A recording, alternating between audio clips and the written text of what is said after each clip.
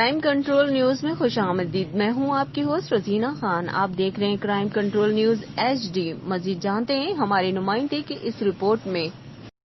جی ہاں Rozina Khan, IGP Khyber Pakhtunkhwa doctor ثناء اللہ عباسی کو امن و امان کی صورتحال پر بریفنگ دی گئی اور دہشت گردی و دیگر جرائم پر تفصیلی روشنی ڈالی گئی. تمام DPO کو ہدایت کی کہ دہشت گردی میں ملوث افراد کے خلاف مؤثر کارروائی عمل میں لائی جائے.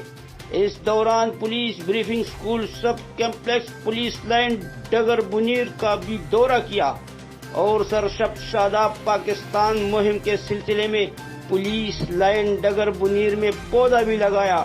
Crime reporter Urdu HD news Muhammad Salim Khan, Peshawar.